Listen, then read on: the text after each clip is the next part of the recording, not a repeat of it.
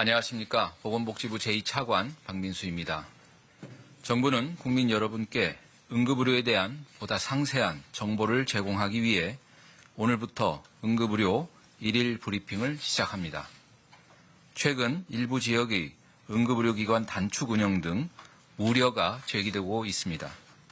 정부는 응급의료기관별로 면밀히 모니터링을 하고 필요한 조치를 하고 있으며 상황에 따라 신속히 추가 대응할 예정입니다. 현재 전반적인 응급의료 역량을 종합적으로 볼 때 일부 어려움은 있지만 일각에서 제기하는 것처럼 붕괴를 우려할 상황은 아니라는 말씀을 드립니다. 전공의 공백으로 인한 어려운 상황에서도 현장을 지켜주시는 의료진의 헌신에 감사드립니다. 먼저 응급의료 현황에 대해 설명드리겠습니다. 첫째, 응급실 운영 현황입니다. 전체 409개의 응급실 중 99%인 406개소는 24시간 운영을 하고 있으며 6.6%에 해당하는 27개소는 병상을 축소하여 운영 중입니다. 8월 30일 기준 응급의료기관 병상은 5,918개로 평시인 2월 첫째 주 6,069개의 97.5%에 해당합니다. 둘째, 인력 현황입니다. 신평원 신고 기준으로 권역과 지역 응급의료센터 180개소의 응급의학과 전문의는 지난해 12월 1,504명에서 올해 8월 26일 기준 1,587명으로 105% 수준입니다. 다만 전공의 이탈로 응급실에 근무하는 전문의, 일반의, 전공의를 포함한 총 의사는 평시 대비 73.4% 수준이나 군의관, 공보의 파견, 진료지원 간호사, 촉탁의 채용 등을 통해 인력을 보강하고 있습니다. 최근 일각의 주장처럼 응급실 근무 인원이 절반 이하로 줄었다는 것은 사실이 아닙니다. 다만 전공의 공백으로 응급실 인력이 감소한 만큼 인력 유지를 위해 총력을 기울이고 있습니다. 셋째, 후속 진료 역량입니다. 중앙응급의료센터 종합상황판에 표출된 권역과 지역 응급의료센터의 27개 종류 후속 진료 가능 여부 분석 결과 진료가 가능한 기관은 8월 다섯째 주 평균 102개소로 평시 109개소에 비해 7개소 감소하였습니다. 다만 이는 매일 정오를 기준으로 표시한 것이기 때문에 시점에 따라 수치는 달라질 수 있습니다. 또한 이는 환자의 신속한 이송 전원을 위해 소방과 의료기관에 제공하는 것이며 전반적인 진료 역량을 직접 반영하는 것은 아니므로 해석에 주의를 요합니다. 넷째, 응급 환자 현황입니다. 8월의 경우 코로나19 등의 영향으로 평시보다 많은 환자가 응급실을 내원하였습니다. 평시 일평균 응급실 내원 환자는 17,892명이나 8월 3주에는 19,783명으로 증가하였습니다.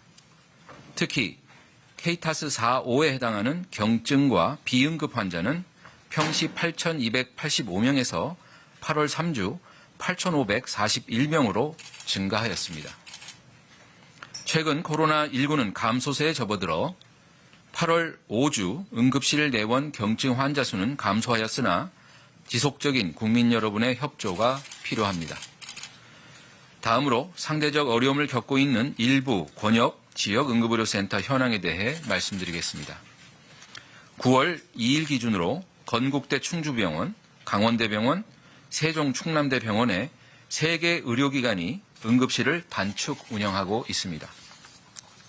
건국대 충주병원은 총 7명이 전원 사직 예정이었으나 지자체와 병원 설득으로 2명이 복귀하였습니다. 당초 응급실 운영 중단 위기가 있었으나 지금은 야간과 주말에 하나여 운영 제한이 있는 상황입니다. 강원대병원과 세종 충남대병원은 오늘부터 성인 야간 진료가 제한되며 다만 추석 연휴 기간에는 정상 운영 예정입니다. 아주대병원의 경우 지난 수요일 운영이 중단되었다는 일부 보도가 있었으나 이는 사실이 아니며 휴진 없이 운영 중입니다. 아주대병원 응급실 운영에 차질이 없도록 경기도에서는 인건비 10억 원을 투입하기로 하였습니다. 정부는 운영에 어려움이 있는 기관을 중심으로 군의관, 공중보건의사 등 인력을 핀셋 배치하고 인근 권역의 응급센터를 활용하는 등 중증 응급 환자 진료 차질의 최소화를 위해 만전을 기하겠습니다. 현재 당면한 응급의료의 문제는 의료 인력 부족 등 오랜 기간 의료개혁이 지체되면서 누적된 구조적 문제입니다. 이는 의료 인력의 확충과 함께 24시간 대기 등을 고려한 합당한 보상과 중증 응급 환자를 최선을 다해 진료하고도 의료사고 분쟁에 휩싸이는 법적 부담의 완화, 대형 병원이 중증 응급 환자 진료에 집중할 수 있도록 의료 전달 체계를 개선하는 등 전반적인 의료개혁이 병행되어야 근본적인 해결이 가능합니다. 정부는 우선 범정부적인 모든 가용 자원을 동원하여 당면한 응급의료 문제를 시급히 해결하겠습니다. 지난 8월 7일, 22일, 28일 세 차례에 걸쳐 발표한 응급의료 대책을 차질 없이 이행하겠습니다. 첫째, 응급의료 인력 유출을 방지하고 후속 진료 역량을 강화하기 위해 건강보험 수가를 조속히 개선하겠습니다.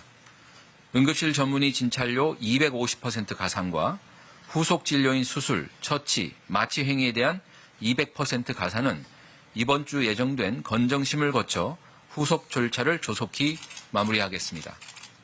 둘째, 군의관과 공중보건의사 등 대체 인력을 조속히 배치하겠습니다. 응급실 운영이 일부 제한된 의료기관에 총 15명의 군의관을 9월 4일자로 배치하고 9월 9일부터 8차 파견될 약 235명의 군의관과 공중보건의사를 위험기관 중심으로 집중 배치할 계획입니다. 셋째, 지역별로 응급 또는 후속 진료가 가능한 의료 인력을 공유하고 순환 당직제 대상 확대를 통해 지역의 응급의료 수요를 적시에 해결하겠습니다. 넷째, 9월 11일부터 25일까지 약 2주간을 추석 명절 비상응급 대응주간으로 운영하면서 중증 응급 환자 진료 차질을 최소화하는 데 총력을 기울이겠습니다. 작년 추석 연휴 응급실 이용 환자는 그 전주 대비 72% 증가하였고 경증 환자 비율도 추석 전주 50.4%에서 추석 연휴 기간 60.7%로 증가한 바가 있습니다. 추석 대비 응급의료 특별 대책의 핵심은 경증 환자가 대형 병원 응급실이 아닌 지역의 병의원을 이용토록 하고 대형 병원 응급실은 중증 응급 환자 위주로 진료토록 하는 데 있습니다. 정부는 24년도 설 연휴보다 400여 개소가 많은 4,000개소 이상의 당직 병의원을 지정하고 60개의 코로나19 협력병원과 108개소의 발열 클리닉을 지정하여 경증 환자의 지역 병의원 접근성을 높이도록 하겠습니다. 어떤 증상일 때 어떤 의료기관을 이용해야 하는지 안내하고 추석에 이용할 수 있는 병원 정보를 네이버나 다음 등 포털 사이트에 쉽게 확인할 수 있도록 하겠습니다. 궁극적으로 의료개혁 완수에 속도를 내겠습니다. 정부는 지난 금요일 의료개혁 1차 실행 방안을 발표하였습니다.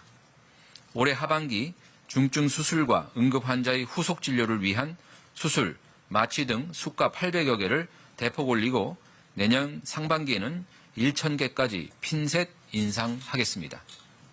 상급 종합병원이 중증과 응급 진료에 역량을 집중할 수 있도록 구조 전환도 9월 중에 시행토록 하겠습니다.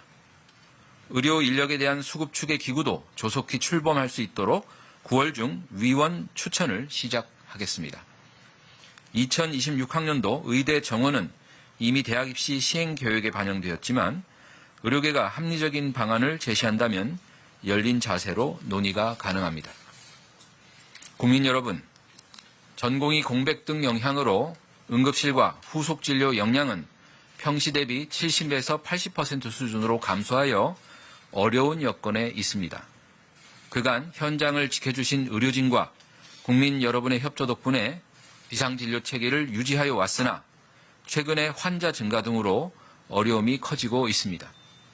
정부는 지자체, 의료기관과 최대한 협력하여 지금의 위기를 반드시 극복하겠습니다.